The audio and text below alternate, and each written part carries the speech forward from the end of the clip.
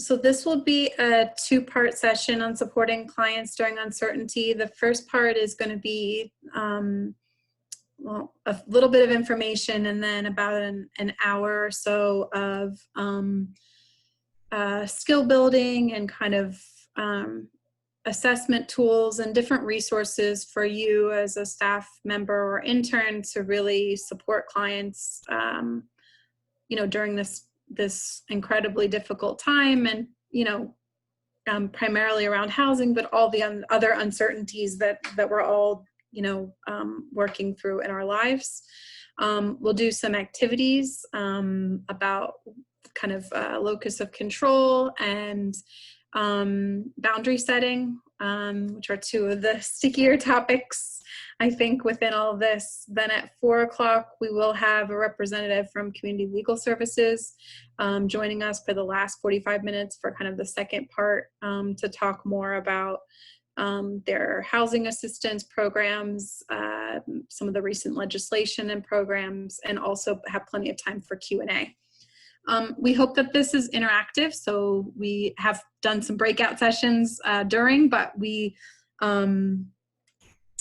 encourage you to ask questions throughout. Go ahead, Gwen. So I made some announcements during the joint department meeting about updates on housing. I think the high-level updates are that the eviction moratorium has been extended to August the 31st.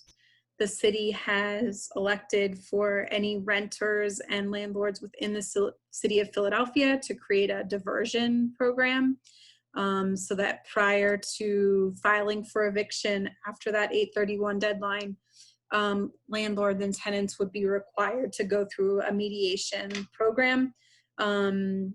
Some of the other tenants are that there are a 9-month kind of payback period, and no late fees back to the start of COVID, and progressing forward for 9 months. Finally,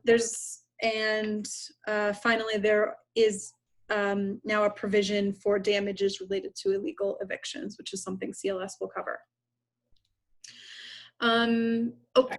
So also, as I mentioned in the other call, launching the application is going to come out on July 29th, so a week from today, and will open on July the 6th for a second round of CERA funding. It will run pretty similarly to how the Philadelphia lottery funding ran. This is particularly for people who've lost income due to COVID, but a much larger pot of money for the Philadelphia region. We're also launching phase 2 of the We're in This Together campaign, as well as have requested a large pot of money from PCCD for victims of crime. So between all of these, we're hoping to be able to provide rental assistance to many, if not all, of the families that we serve. With that said, I think clients are still facing a lot of uncertainty.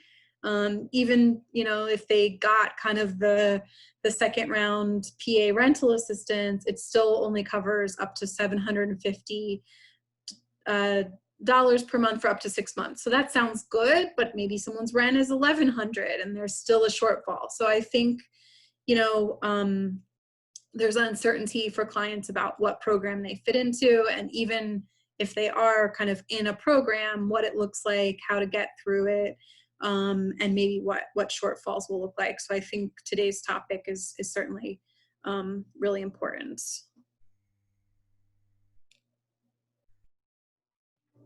Go ahead, Gwen. So we wanted to start off with this exercise, just contemplating for a moment about the things that are in your control and the things that are outside of your control. It's really easy in this time period where there's just so many needs and so much desperation to feel like you're carrying everything on your shoulders. So if you would take just about 3 minutes to think about this, you can jot it down. Thinking about the things during this time that are within your control, the things that you actually could help a client with directly, And then also some things outside of your control, the things that are stressing you about your client's situation, but you actually cannot control. So just take about 3 minutes to jot these down, and then we'll come back together.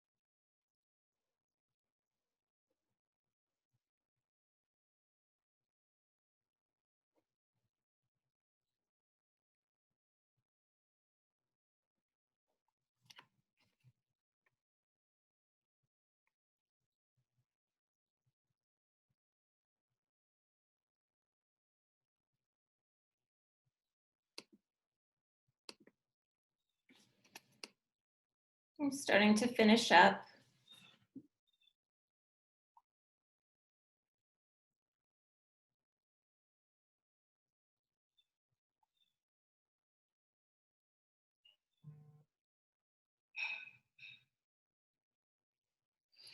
So coming back together, if you could jot in the chat box a few things that you've identified that are within your control.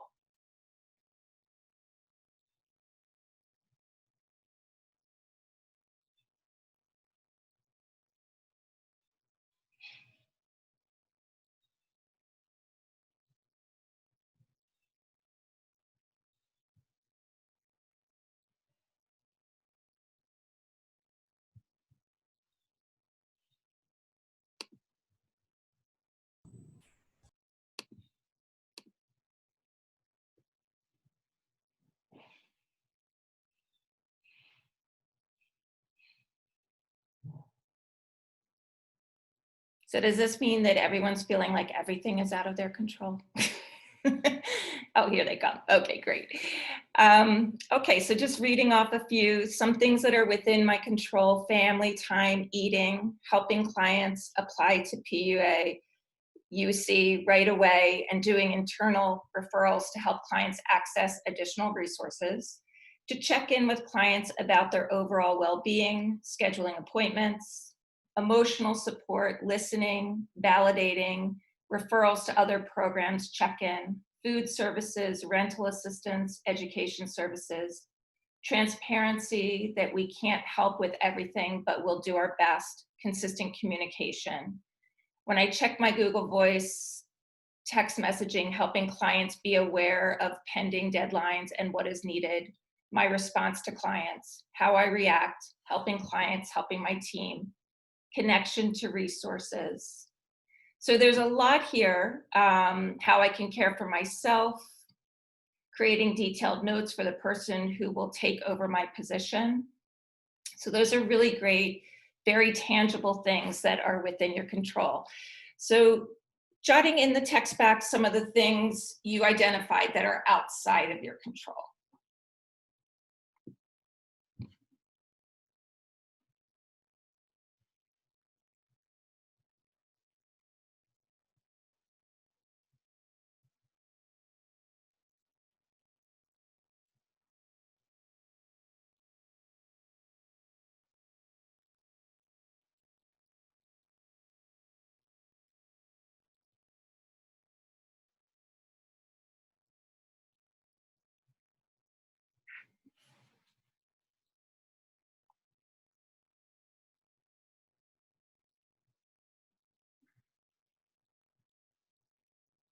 I'm just looking at a few here. Finding work for clients, cost of rent, clients' employment, finances, housing, funding availability, benefits access, immigration status, um, lack of additional supports, clients' response to a crisis, how much time is in a given day, system responses, housing and finding jobs, outcomes of clients' interviews, SEPTA routes, when programs and systems don't work how they should, emergency situations when clients are uninsured, unable to afford treatment, the lack of information about assistance programs, whether my clients are eligible for help, my clients' decisions about social distancing, their feelings of stress when hospitals are open. So this gives you a really good framework to think about the immensity of the work that's in front of you. Sometimes if we can just identify what is actually within our control, the list becomes a lot shorter. So continue with this exercise, throughout this time. Remind yourself, maybe something switches from one side to the other. And, before you get bogged down on everything that is in front of you, try to parse out what is actually something that you can work on with your client.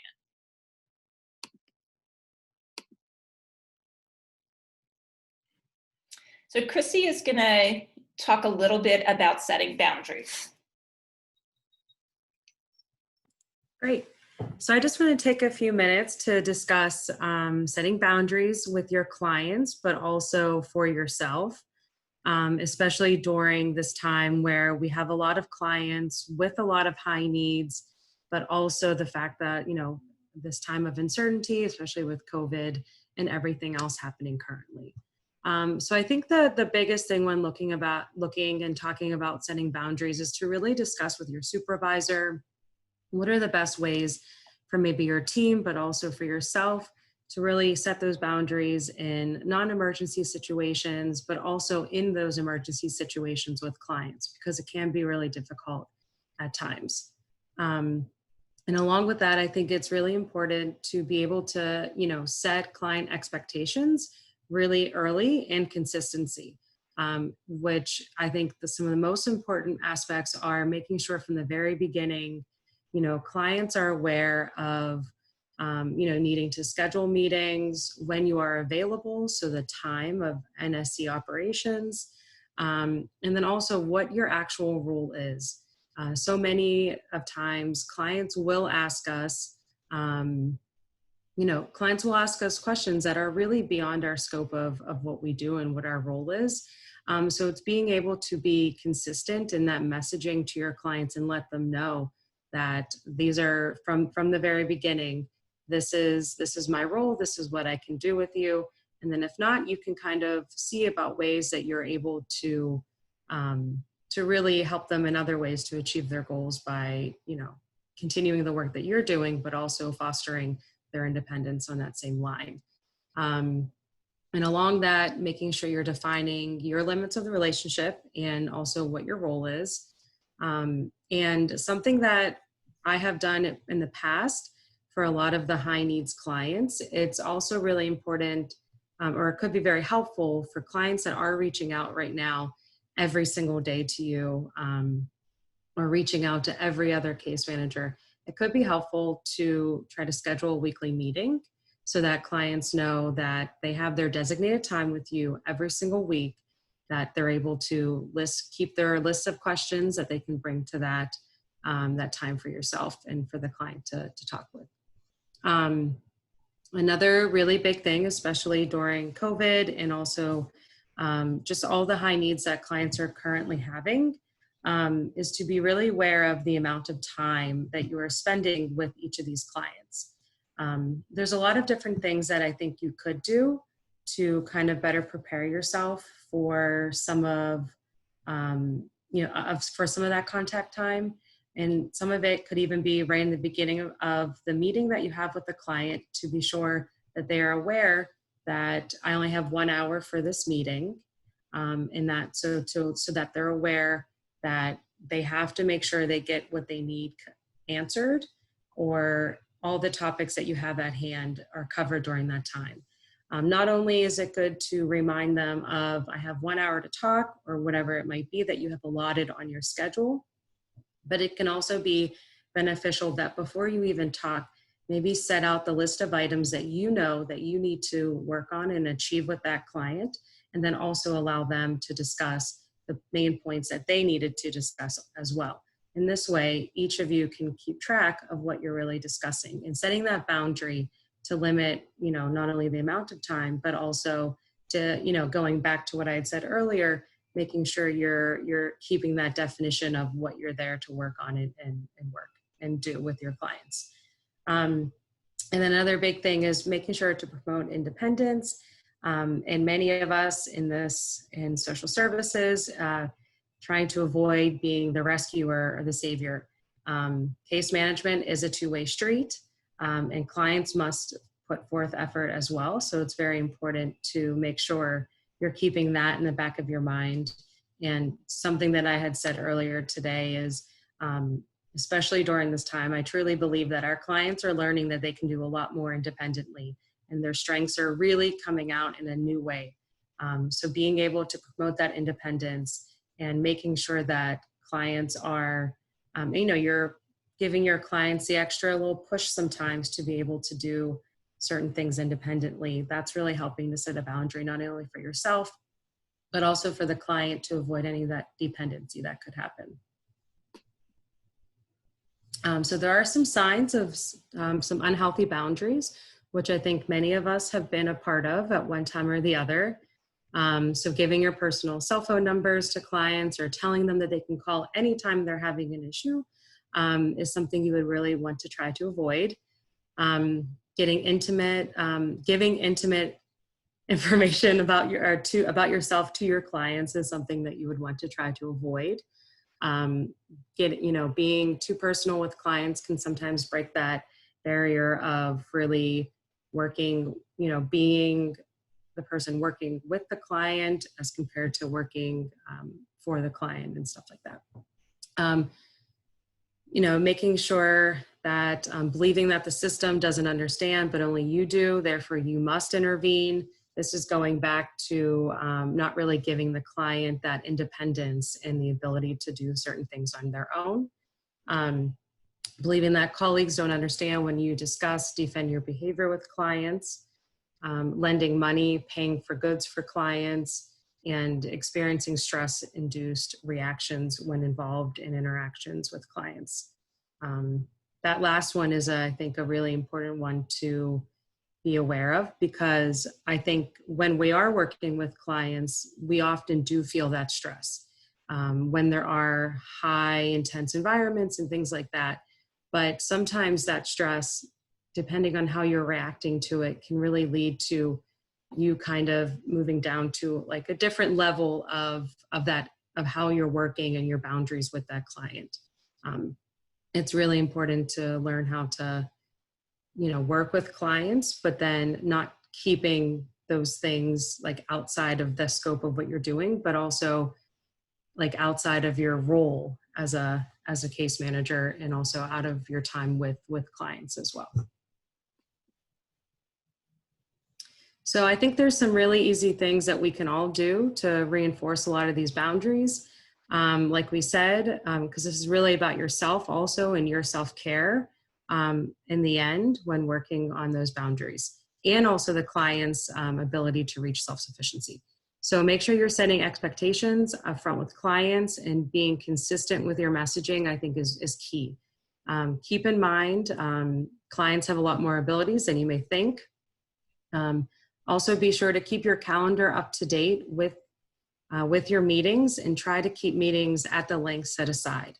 It's okay to tell clients that you only have a certain amount of time to talk to them, because in the end, this sometimes helps clients to, keep track of what they're doing, and also know that they only have that much time. And then also a big thing is to remember to turn your Google Voice on Do Not Disturb at the end of the workday. I think this is especially important while working from home, as we must be sure to take care of ourselves if we want to continue working with our clients and avoid burnout. So boundaries are very important.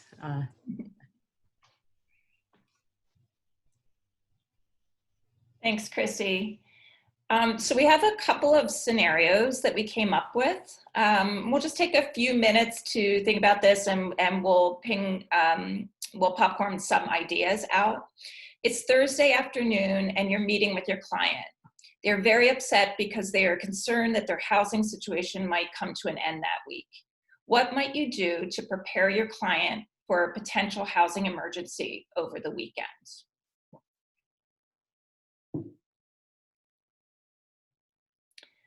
So anyone want to hop on and give some ideas?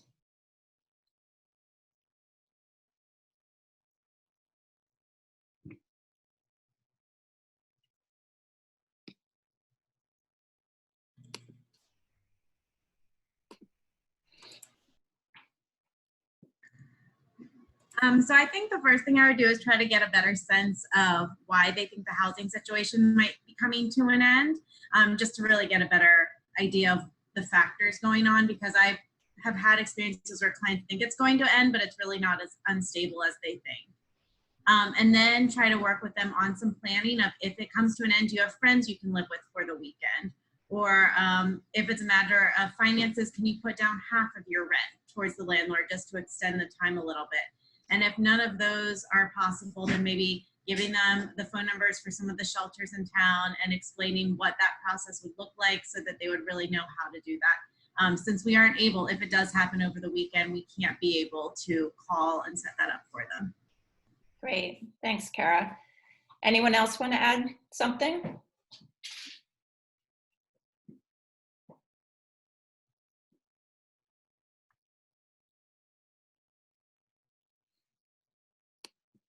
So great. Kara mentioned a lot of these: identifying friends and family the client could reach out to, possible other resources. That particular client might have access to other resources outside of NSC. Kara also mentioned this, really clarifying your availability and role. And then finally, setting up a check-in time during regular hours, so your client knows that you're listening and you understand the stress and the severity of the situation, but creating the framework in which you can follow up. And of course, different programs run differently. I always want to acknowledge that. I know like resettlement has some different boundaries and guidelines that they need to follow, as well as maybe some other programs. So just knowing this as a general comment on boundaries. So the next scenario, you're meeting with a client and they're very upset about not having an income and being behind on rent due to COVID-19 regulations. They become increasingly agitated and frantic about financial concerns and say, "You brought me here, you have to make this better." What can you do in this situation? So how do you think you would handle this?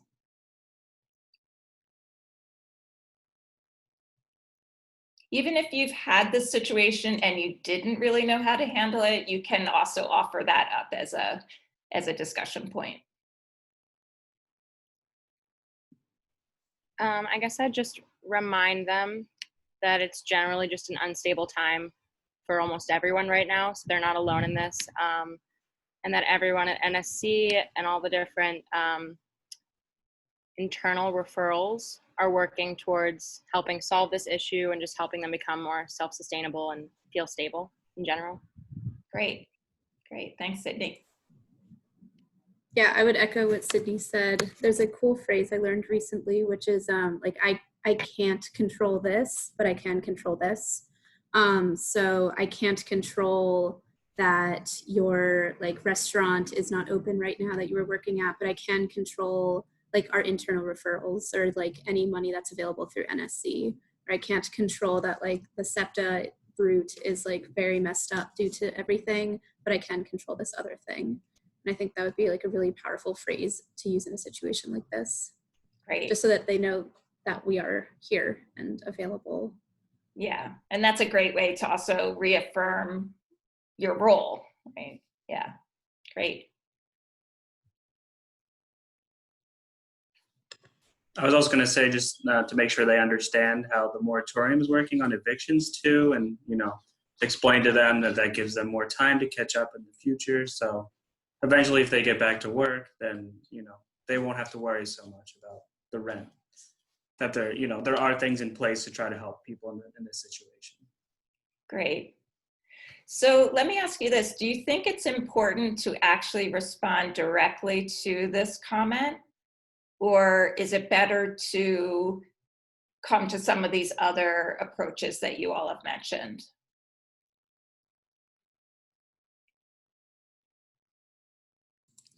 I've had something kind of similar, and I've first did more of a grounding technique for like both of us to kind of settle things a little bit, but also to kind of reestablish that, you know, this is a partnership, and, you know, I'm going to work. I can do these things, but you can do these things, and then make a mental note, and possibly have to remember, like, in this partnership, I bring a certain level of respect to dignity.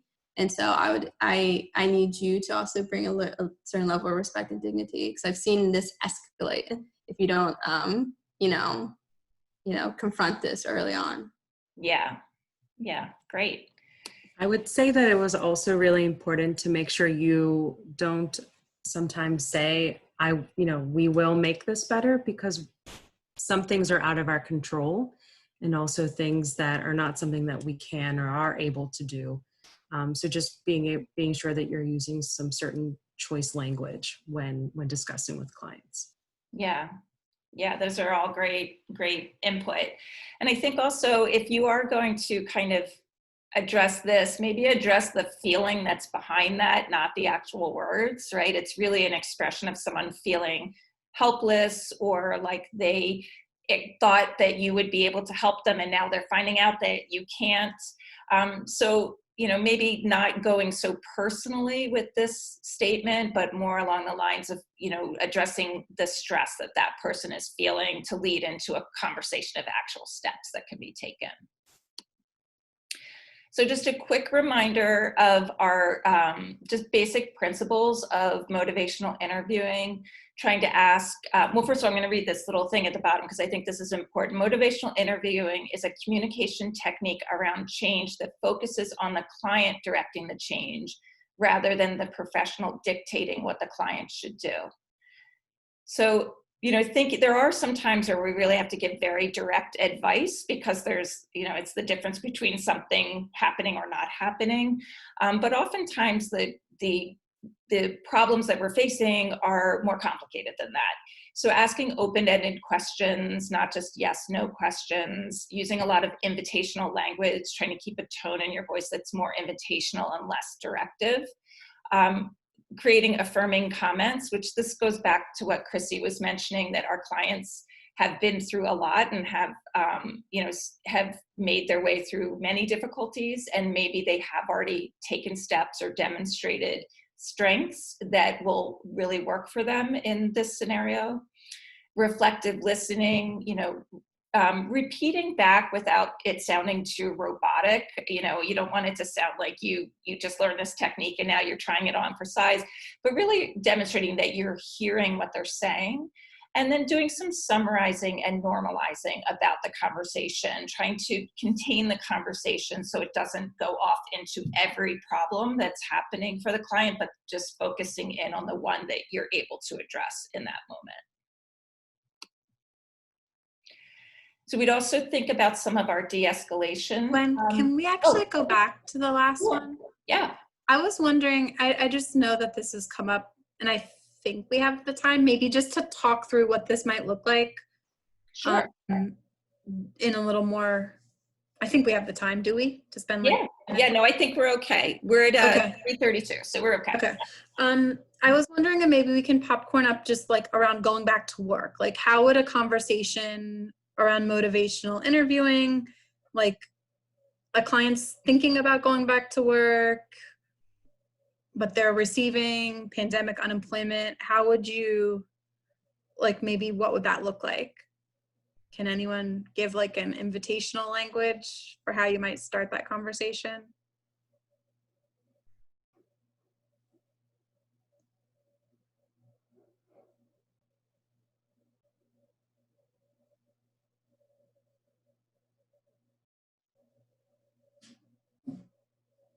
So the client says to you, I'm not sure if I should go back to work, and I really need you to tell me what to do.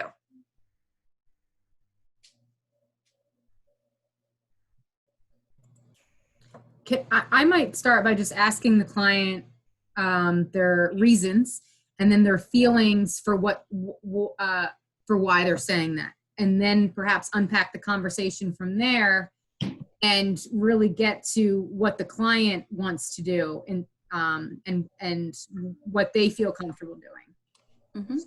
Maybe starting there. Yeah, so I'll do the client. So I really love my work and I want to go back, but right now I'm getting pandemic unemployment and I'm like kind of doing okay because I have a good amount of money. I don't want to not go back and then my job won't be there later. So I just need you to tell me what to do. Should I go back or not? I just don't know.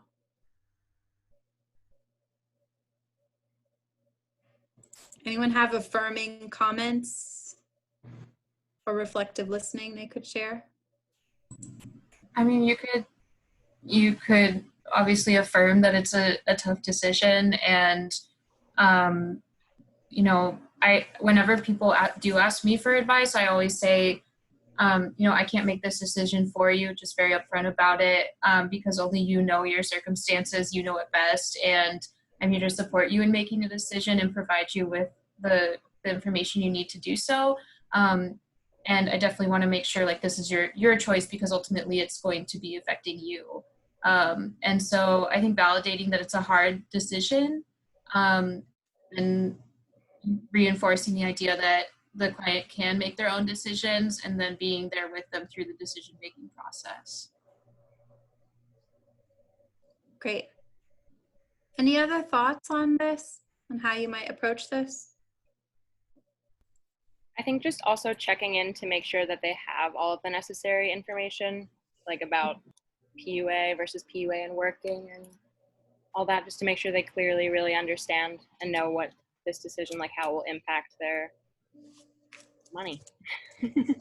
Yeah. Great. Thanks, Gwen. Thanks, everybody. Sure. So we'd also want to think about some of our de-escalation techniques. And these I just pulled a few kind of sentence starters that you might consider. There's a lot more. I can send out some of the trainings we've done before that include more, but it can be helpful to have this kind of language at the ready. So what Gretchen was just talking about was this kind of invitational language. May I suggest, it might seem subtle, but it's really about, demonstrating that it's a conversation, it's a partnership, some of the words that I've heard you all use. And that it's not just about you relaying information and you presenting the resources, but it's about you sharing what you know so that the client can then make the best decision.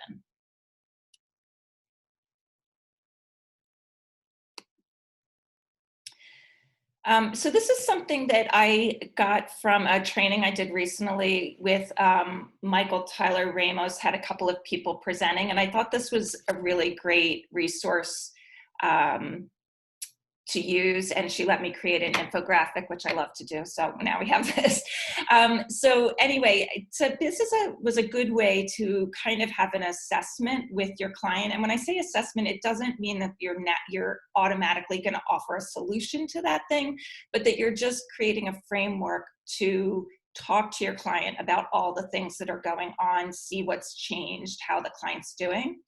And just to point out that this is not about providing therapy, it's about providing support, showing empathy, using your motivational interviewing, offering clients grounding techniques, and connecting clients ultimately with next steps and referrals. So just keeping that in mind, that we're not using this, even though this person does use this more in a therapeutic way, in a case management approach, we would really be looking at it as just to touch on all the important points where a client might be struggling. So she mentions point 1, inquire about the current state of affairs, what's going on with the client, what's changed, and really bear witness to that client's reality, even if it might be distorted or, you don't completely understand why the client's so upset about something, understanding that's their reality at the moment. Following up with ongoing state of affairs, really letting your client know that you heard them last time they spoke to you about maybe a family member being sick or something they mentioned, creating that continuity and letting clients know that you really remember what you talked to them about is an important way to build that relationship. Checking in on their mental health, again, not as a therapist, but just as a general check-in about, and some of this you may be able to answer without having to ask any questions. Is someone able to keep up with their daily living tasks? What's their mood seem like? Are they, pretty productive? Are they making dinner and, socializing with whoever they can in their house or whatever, going through their productivity? If they're finding out what the core concern is at the moment and not sort of falling down a rabbit hole of all the concerns, but pulling out the most immediate concern for the client. And understanding that there's going to be a lot of levels of trauma going on for this person, their individual, their collective trauma, past, present trauma, acute and complex, and then racial and generational trauma that might be triggered in this time. And then, kind of thinking about where these symptoms are coming from and try, whether it's grief or loss, and, considering working with your client a little bit on some mind-body connection activities, even if it's just connecting them to resources on YouTube, meditation and things like that. So again, this is not about going into therapy, but thinking, finding out where the client is as far as their mental health is concerned. Thinking about their system assessment, who's in the house, how are they responding? Because that's has a lot of impact on what the client is going to be, how the client is going to be responding.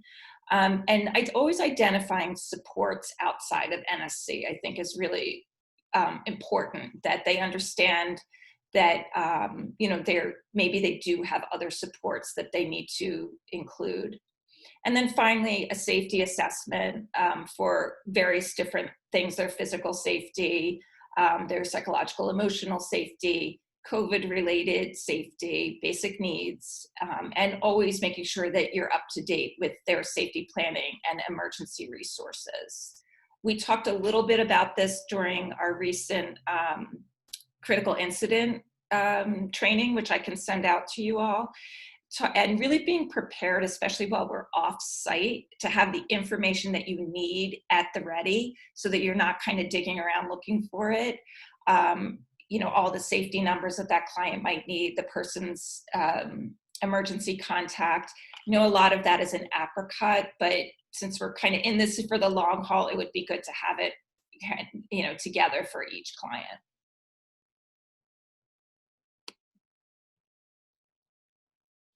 So this is something I stumbled across. Does someone want to volunteer to read this?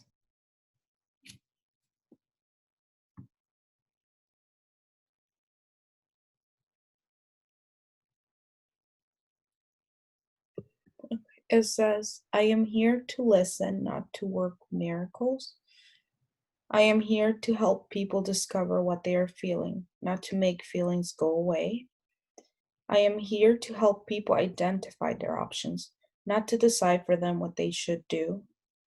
I am here to discuss steps with people, not to make the steps for them. I am here to help people discover their own strength, not to rescue them and leave them vulnerable. I am here to help people discover that they can help themselves, not to take responsibility for them. I am here to help people learn to choose, not to keep them from making difficult choices. I am here to provide support for change. Thanks, Emmy. So just keeping this in mind, and I'll come back to this, but thinking about 3 points, maybe from this, what Emmy just read, or anything else that we discussed today, and taking a moment to write down 3 points that you can take away with you today.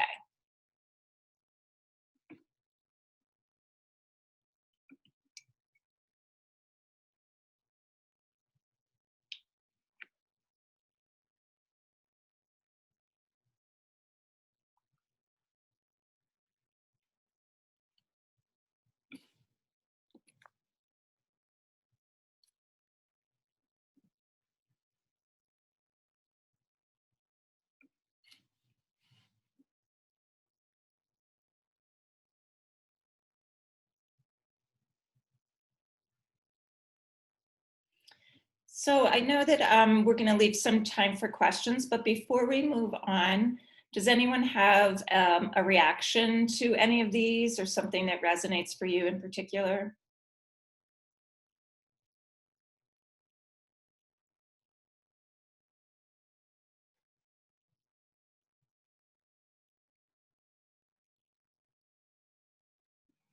I think the last one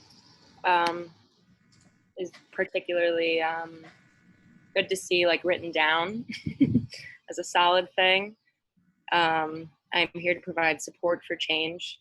Seems like a good sentence to kind of keep in mind during all this. And then also what we talked about a few minutes ago, just a reminder that we're sharing what we know in order to help clients make the best decision, but not making a decision for them, or, you know. Yeah, great, thank you. I feel like this is something that should be on our walls in our offices as a daily reminder of all of these things, because this is great. Yeah, well, I'll definitely send it out to everybody so that we can make sure we all have it. Gwen, I really thank you for sending this out, because I'm going to print it. I think the third and fourth ones from the bottom, I think I'm here to help people discover their own strength, and the one I'm here to help people discover that they can help themselves. I think this really resonates with me.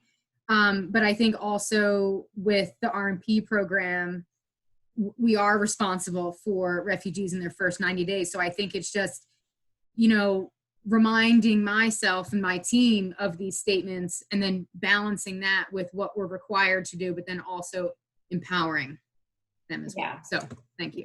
Yeah, sure. Yeah.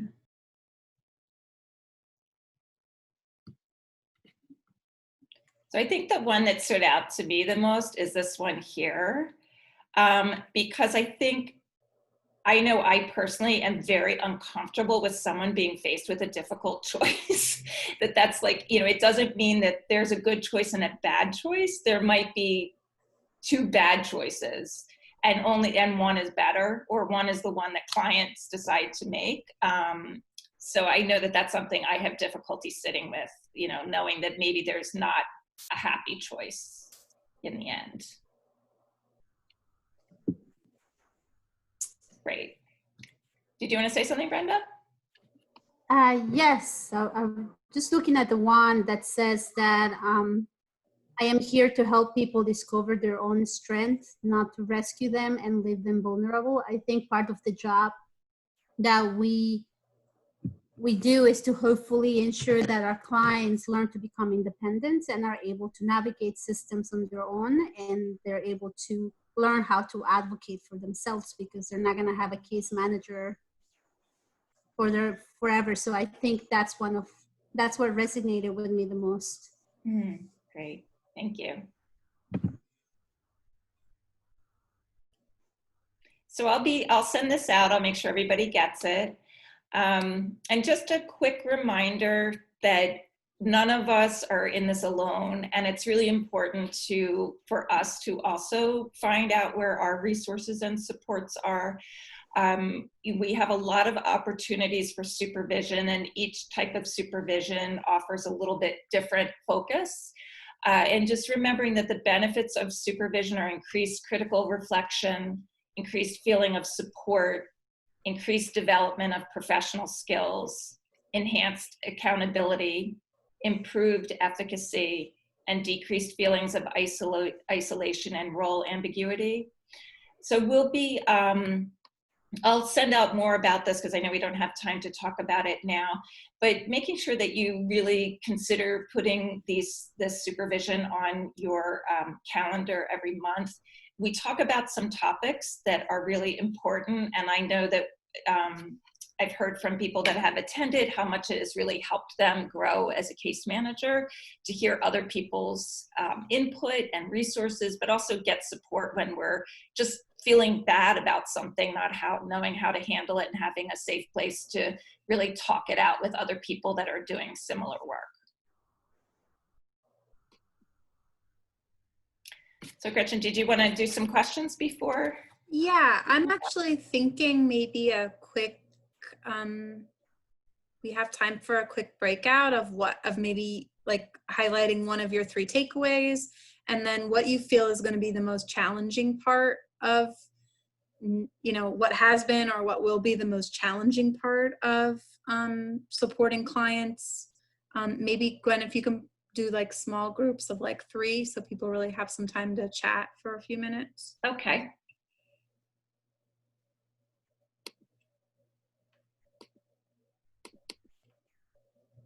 Okay.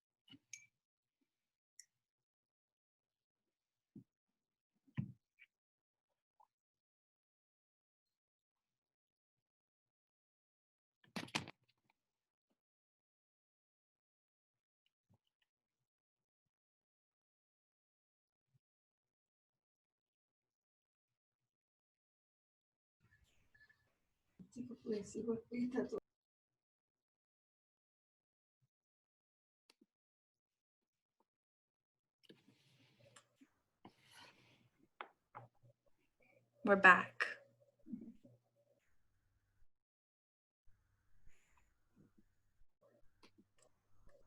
Anyone want to share as we wait for our guests, anything that came out of their session that was particularly helpful? Or I can start real quick. We were reflecting on the immensity of, like, we've all had to become experts at like things that we didn't know about before, like unemployment, COVID housing options. Like, we're, you know, there's a lot when that one came up around like explaining the client options. There's a lot that we've all had to do to like grasp the options and have to continue to do to figure out like even how to explain it to clients. It's been a real undertaking. So we talked a lot about that. Anyone else?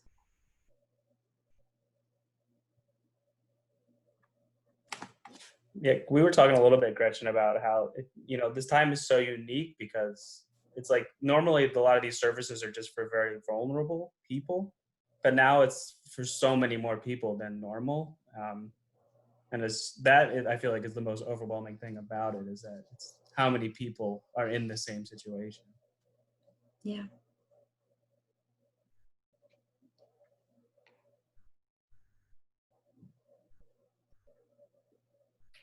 But it actually makes, it's interesting, Daria, the story you told about somebody who, you want to tell your story real quick and then I can. Yeah, so I quickly mentioned that kind of that role of a teacher as a case manager is so important, even in the times like these where time feels so strained and like we never have enough time. But I got a text from a client this morning saying that she was able to complete her own biweekly certification for unemployment, and now she can do it on her own. And so that it's just a nice reminder that it might take a lot of extra time for us to do the teaching part rather than the doing, but that's our role. And then it cuts down the line, we'll have a lot less because then the client can do it on their own. Yeah. It just reminded me when, you know, Colin, when you said that in that story of the starfish story. Do you guys know that? Mm-hmm.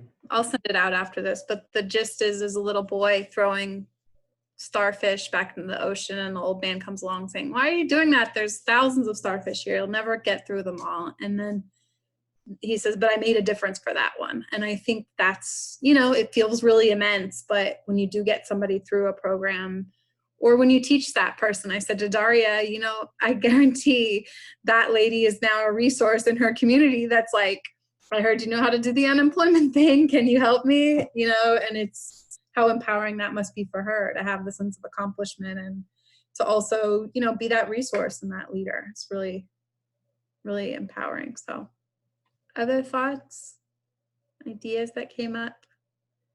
Doesn't all have to be flowery. You can talk about the bad stuff too.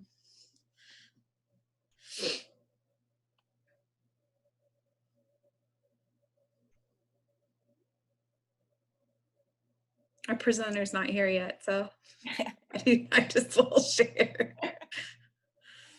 We talked about the challenges of getting new clients and not meeting them in person in the office and trying to like build rapport through the phone or through Zoom. Yeah.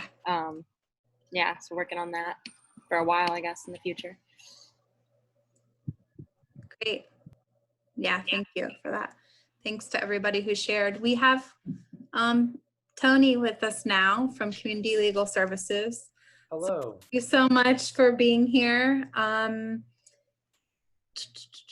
We are happy to have you. So we are a group of direct service staff from Nationality Service Center.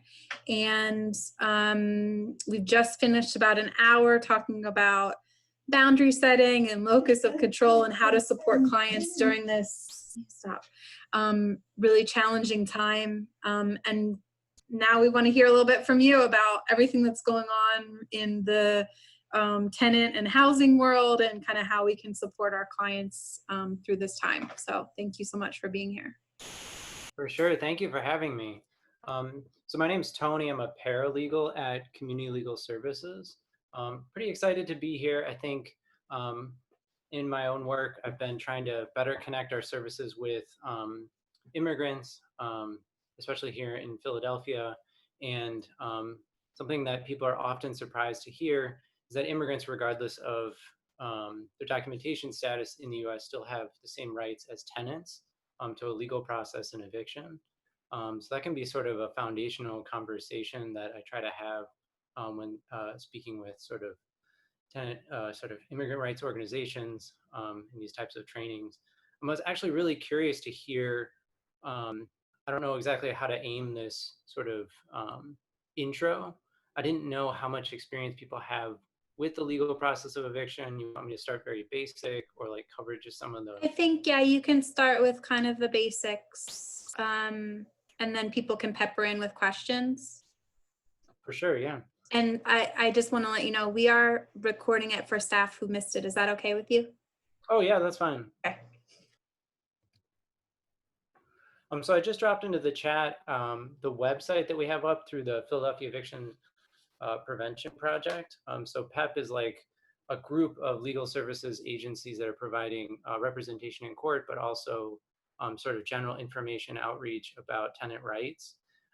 So PhillyTenant.org is kind of our central hub right now in terms of information for tenants and resources. So that's a good thing. If you want to pull that up and start to take a look at it. I think the biggest message I can give right now is that things are changing very rapidly about even the legal process, what resources are out there.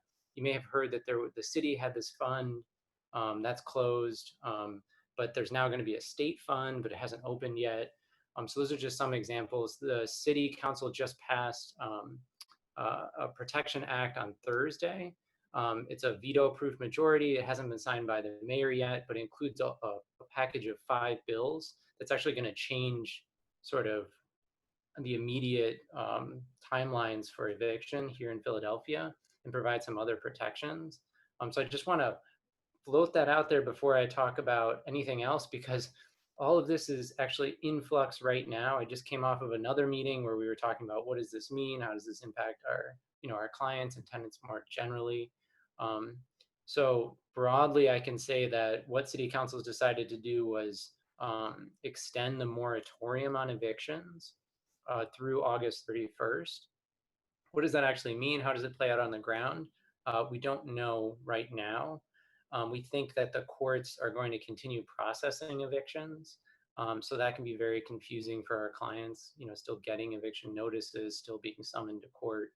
Anyway, so before I go on and on about that, very basic information.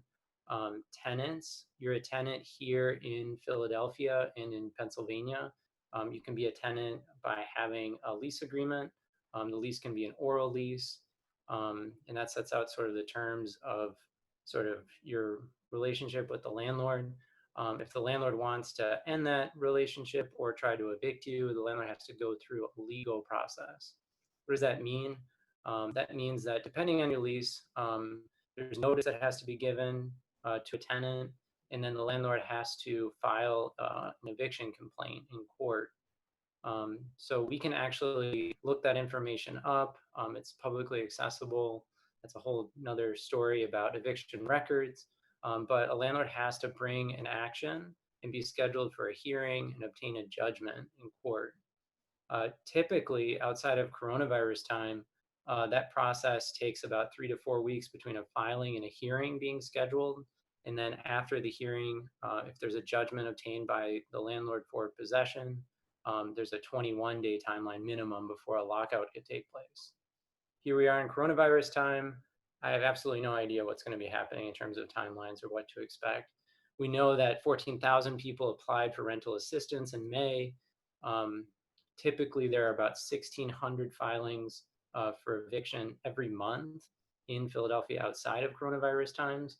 So we think there's going to be many more times that once the courts actually reopen. So I'm curious, actually, if people are hearing landlords trying to evict. collection practices? I have one person who is supposed to be out of her apartment by the 30th of this month. And she had received I believe she received a notice, but this was before I wasn't aware of this change until today. So I'm not really sure what to tell her because her current situation, like she's said that she needs to be out by the 30th. And so I don't know if this would change that. Also, I know she's been in contact with your office, so I could have her reach out to someone there. But Okay, yeah. good. That would be my number one. So it was a trick question about, you know, giving tenants advice at this point. Even our office is struggling to keep up with the most current news and get that through to a tenant. So I would encourage, if you have tenants who are facing eviction or threats of eviction from a landlord, it's just good to know that they have the right to a legal process, which means that we don't have to, we can talk more about what that actually means on the ground, but try to get them over to our hotline. So I can put the phone number in the chat. So reaching out for our services to connect with, Turn Tenant Union Representative Network, they operate part of the hotline and we operate part of the hotline. So that's just for, you know, general information as well as like reviewing for legal representation at court. I imagine, and I'm really curious to hear from this crowd, if the clients that you have that are sort of not able to make rent at this point, are they getting eviction notices from their landlords? Are landlords telling them to leave? Are there things happening outside of the legal process of eviction? We call self-help evictions or legal evictions. Have people been seeing that or hearing that?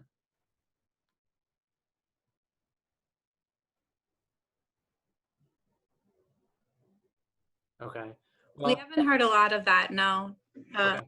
We It's haven't. something to look out for. We think, and I'm very curious to find out on the ground, that there's actually quite a bit of this going on, especially in immigrant communities, especially where there's documentation concerns about status. I've dealt personally with a couple landlords who have threatened to call ICE. I mean, I don't think ICE is operating at this point. I don't actually know. I've never had ICE come out, but it's something that I've seen and tried to deal with. But I'm really curious about those types of cases. So if you are seeing those types of threats, the Attorney General is actually, Pennsylvania is really interested in helping to advocate with landlords that are trying to do anything outside of the legal process in order to evict. That includes intimidation, taking doors off, shutting off utilities, things like that.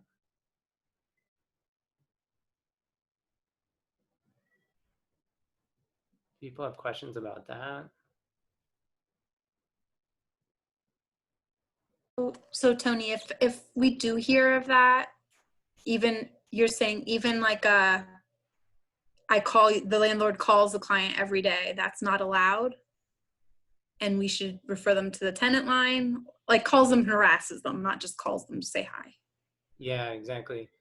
So there's an interesting set of protections that got put into place called the CARES Act. We might have heard of that through like the $1,200 checks that people got, other sorts of protections. It also put a moratorium on eviction filings for federally subsidized properties. What does all that mean?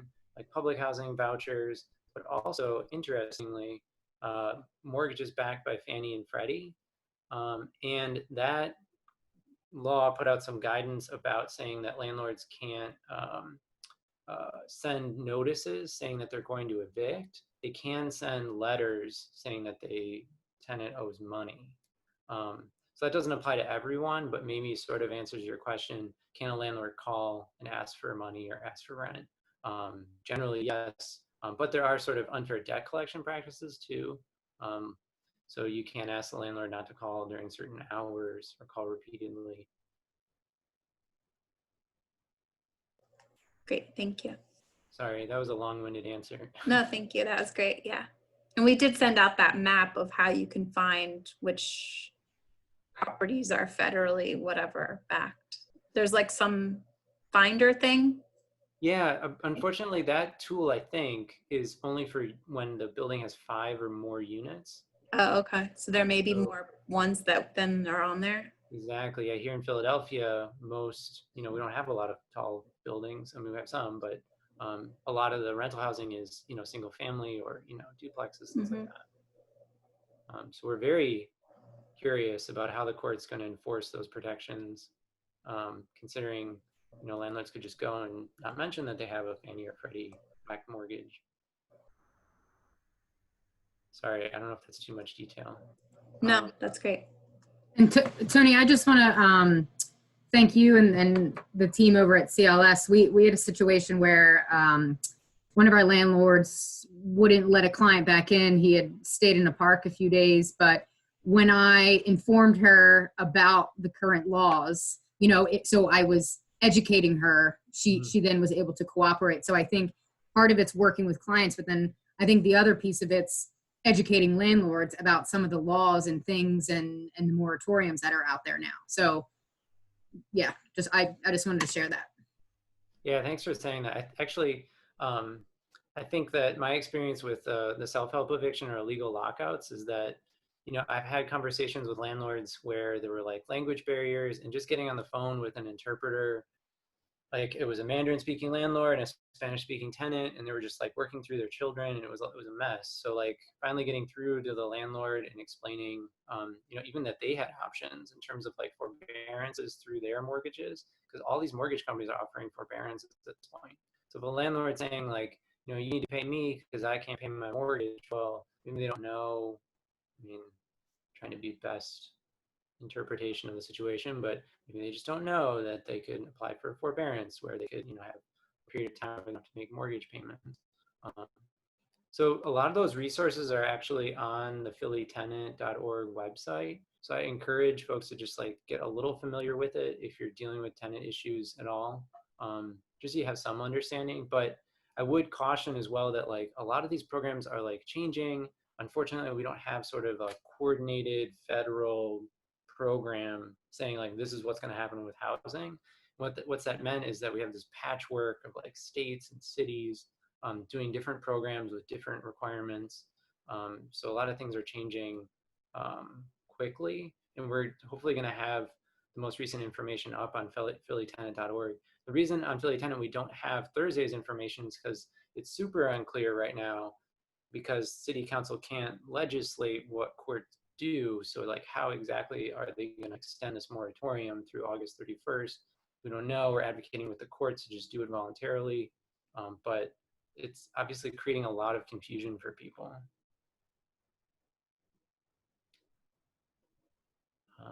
Maybe that's too much information. No, that's really helpful. So can you talk a little bit about like, we're working with families to get them connected to one or more of the rental assistance programs, either the OSH funding, the Sierra like state funding. We have a fund internally. But at this point, like, what are the actions that people should be taking with their landlord to kind of like, I don't know. Like, is there any reason why people would call you before they get an eviction notice? Should they just be keeping in communication and making the payments they can? Like, I feel like we have a lot of people who are like, I'm just so behind and I don't know what to do. Yeah, I think those are some good. So Office of Homeless Services generally is like if you've recovered from your crisis. So like my understanding of their rental assistance is like I had, I was at work and now I'm back at work, and now they can help to like deal with that. The city funding, which is I think the Sarah CERA program, Yeah. is now closed, but they're still going back through some applications. Okay. Yeah. And we have had like about 15 people get through that program. Nice. Yeah. The state is actually, Governor Wolf signed on, end of May, a new budget that included $150 million for rental assistance. And it looks like the way that it's structured is going to help about 33,000 people, roughly. So that's a big program that's not even out yet. So they're still trying to figure out how to like set it up. So that's another thing that's like on the horizon. And then we actually have a tab on phillytenant.org for tenant resources, and it lists out all the rental assistance that we're aware of. So sometimes it's by zip code. There are a couple like different things. But so sometimes, like, why would someone call PEP, or like what services might we offer before eviction court? Sometimes, like when tenants are trying to negotiate an agreement with the landlord, and they have, like, for example, excessive security deposit, meaning that, you know, typical in Philadelphia, you pay first last deposit, which means that a landlord's holding on to 2 months of security. Well, after 1 year, the law says the landlord can only hold on to 1 month of security. So that might be something you could like use to negotiate. Other reasons people reach out, you know, a lot of the calls we're getting right now are about self-help evictions. So landlords shutting off utilities, taking any action outside the court process to evict. So we can, you know, obviously work with the landlord, but also, you know, escalate with the police. And we have a whole process that's actually on the website as well, if you want to see sort of step-by-step instructions if you're facing that. And then obviously we can file, I mean, not obviously, but there is a court process you can go through called an injunction to try to stop a landlord from taking these self-help eviction practices, which they just improved on the penalties on Thursday. That was one of the laws, but it has to actually get signed first, but hopefully that'll happen quickly and then prevent these types of situations. That was like $2,000 or something like that they approved? It was $300, which is silly. Nothing really. Now it's $2,000. And one of the issues that we were coming up against a lot was that landlords were, you know, locking people out. The police would come, you get back in, police would leave, they would lock you out again. So this makes it so it's $2,000 every day. Oh, wow. Okay. Other questions for Tony about what you're seeing, hearing, what the process is? I had a quick question about security deposits. It's not necessarily COVID-19 related, but you spoke about how a landlord can ask for first, last, and maybe an additional month. I know of an instance where a landlord actually asked for 4 months, so first, last, and doubled it because they knew that they were a refugee. Is that allowed? And if not, how can we, you know, educate the landlord and stop this? It's a good question. I don't think so, but I'm not 100% sure. I have to double check. Let me check. Sorry, to my knowledge, it is legal. And we actually stopped working with a property management company up in Northeast Philly called HK99 Realty because they were doing this with all of our clients solely because they were refugees and had no, you know, credit history, income, and sort of took advantage of the fact that we were an agency kind of desperate for housing. And so we paid 2 security deposits first month and last month. But we don't work with them anymore. Okay. Well, that sounds like discrimination. So that's an interesting situation. If you have a different standard for someone based on their status or perceived status. So that's an interesting situation. I'm just looking at our website right now to see if we have that reference. Could be in the flyer, but I can double check and get back to you too. Yeah, that would be great because we're always we've gotten some of our good landlords to do first, second, and security so that they're down to that, like, you know, that just 1 month right away. It's helped us a little bit, but. Yeah, I'll have to double check. Yeah, no, I can write that down.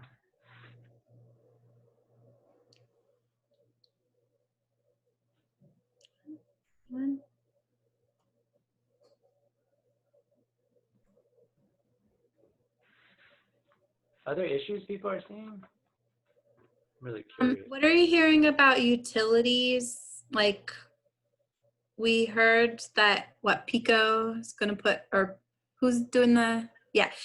Is there anything about a moratorium for utility shutoffs being extended, or is that being talked about? I think the most recent information is actually on phillytenant.org. So that's what I'm on right now, double checking. Yeah, no utility shutoffs through at least July 1st. Oh, that's coming up. Yeah. I just heard someone got extended. Yeah, Danielle, didn't you say somebody got extended too? It was the press release that Pico sent out today, or they sent out late last week. Pico moratorium press release. I think they're going to continue to like not shut off Pico, and they're encouraging people to call their customer helpline to apply for CAP. And they said they have some other programs with grants to help pay down outstanding balances, but they didn't name those other programs. But if you called, they can help navigate through. And I'll put in that in the weekly digest today, guys. Yeah, I have notes from a sort of a tenant advocates like listserv, and they're saying PGW suspending terminations and new late payment charges until further notice. That's the only one I know that's not. It looks like Okay, that would be great. July 10th. Yeah, I don't have anything updated about Pico. Yeah, I'll include that all in the weekly digest today. And then I'm going to make a little chart too. Any other questions for Tony? I'll include the tenant, phillytenant.org, and the hotline site. We had a discussion, Tony, on our previous call. We have an amazing group of, let's see, 26 advocates here. If it's within the scope of what you can help with on the tenant line, there's no reason they shouldn't call, right? I mean, I'm sure you guys are busy over there, but if a client is experiencing something and needs legal assistance, they should go ahead and call. There's no need to for us to streamline those on our end, right? Oh, no, not at all. I'd say I would lean towards, because things are changing so rapidly, especially in the different types of protections and programs that are out there, I would lean towards reaching out and,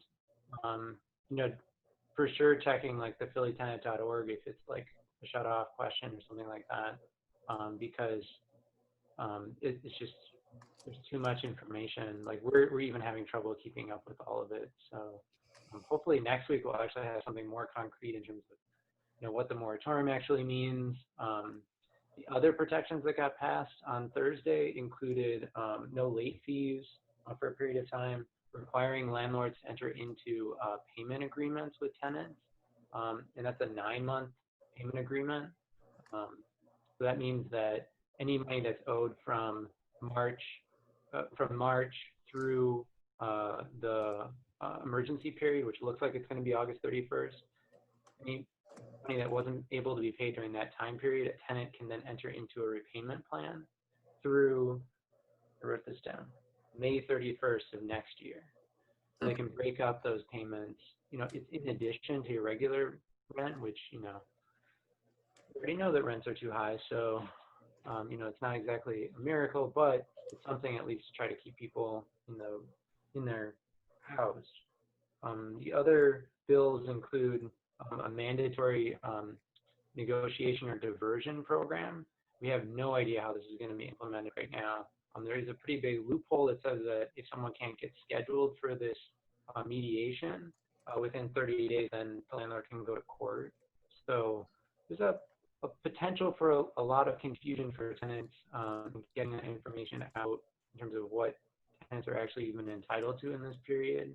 I think the main takeaway that I could try to stress is that if you're working with a tenant who's facing eviction, there are programs out there that could apply. So definitely reach out to just find out if you're eligible for something you may not even be aware of or could have changed very recently.